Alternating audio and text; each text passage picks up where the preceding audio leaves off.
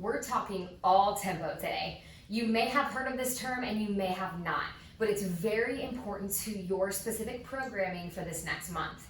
You'll notice as you scroll through the PDF that it's usually located right after the exercise title or the exercise name. So I definitely want you to understand this, so follow along with me. You're always going to see this @ sign. That indicates that the numbers to follow are going to be the rate in which you perform the movement, so the speed per se. So we're going to have our first number, our second number, our third, and our fourth. Okay, so there's always 4 numbers that follow the @ sign to describe the tempo. Now the first number is always going to be the lowering part of the movement, otherwise known as the eccentric. So lowering of the weight of your body or of the weight that you're using, always the lowering part of the movement. The second number is going to indicate what comes at the bottom of the movement. So after you've lowered the weight, you're now at the bottom of the movement. That number is going to indicate how long you hold, if any time at all.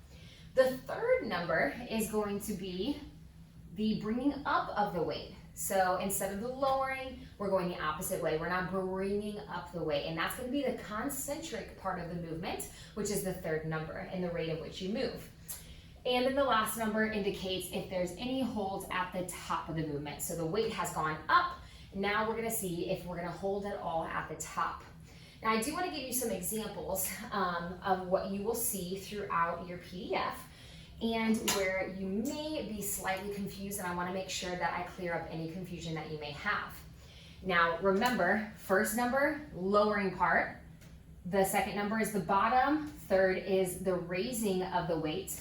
And then the fourth number is the top. So we're going to take, for example, a back squat. So a back squat is barbell on your back, or if you're working out at home, you could be just holding a weight at your chest. So our back squat, a very common tempo would be at 3, 0, x 1. Okay, so our 4 different numbers. And I do want to explain the x because you will see that throughout your programming as well. But for the back squat, so we'll take the first number. Remember, first number is always the lowering part of the movement. So the weight's on your back, you're lowering down 1, 2, 3. Once you hit the bottom of the movement, it's a 0. So that means there's no hold. You're coming right back up to the top. Now x, basically what x means is there's no actual time per se, but it's just with speed and intent. So I'll just put with speed here. So I like to say explosive movement. So it's a nice strong drive back up to the top because it's our third number. Then once we get to the top, we'll see our fourth number is a 1.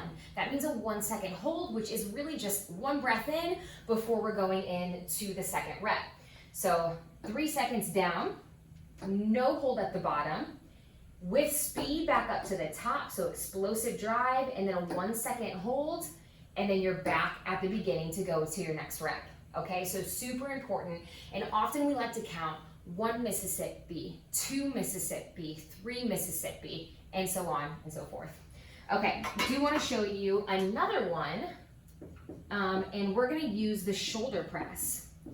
So for our second example, we'll use the shoulder press, and essentially, let's see, a common tempo that you may see is 3, 0, x 1. So we're actually going to follow the same tempo, but it's going to be slightly different, and here's why. With a shoulder press, you're starting with the weight right over your shoulders. So you've already lowered the weight. You're already starting at the bottom of the movement, not the top. With that being said, you are going to be starting with x because you need to explode and drive up to get the weight moving, to get the reps going. So you're going to have your explosive drive, so starting on 3 for this exercise, and then just to indicate, you start on that one for the back squat. So back squat, remember, weight was already up, we needed to lower to get into the rep. This time, weight's already down, we need to press to get into the first rep. So explosive drive up, 1 second hold when you reach the top, 1, 2, 3 on the way down, no hold at the bottom, drive it back up. So again, we're starting with the third number because the weight is already lowered to begin the movement. Another example, just to help you guys out, pull-ups. So let's say we're doing a pull-up. Let's say we're following the same tempo for this one as well. Okay, so 3, 0, X, 1. At the pull-up position, you're starting with your arms already locked out. So you're already at the bottom of the movement.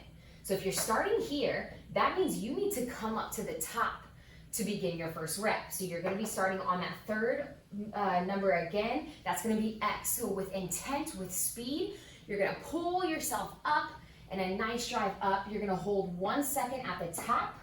You're gonna go 1, 2, 3 as you go back down, and no hold at the bottom before you're going into your next rep. So again, weight is starting. You're starting at the bottom of the movement, and since you're starting at the bottom, you have to move on to the next number, which is your starting place, which is X. That is pretty much it. Now, just remember, you lower. The first number is lowering, second number is at the bottom, third number is coming up to the top, and at the top, if you have a hold or not. If you guys have any questions about this, please let me know. It is very important that you guys understand tempo as you're moving through the PDF, through your workouts every single day, doing them with intentional drive. And if you don't know what tempo is, even still after watching this video, please reach out to me. You can email me, DM me, whatever you need to do, but let's make sure that you understand tempo. Thanks for listening. I'm so excited for you guys to jump into your programming.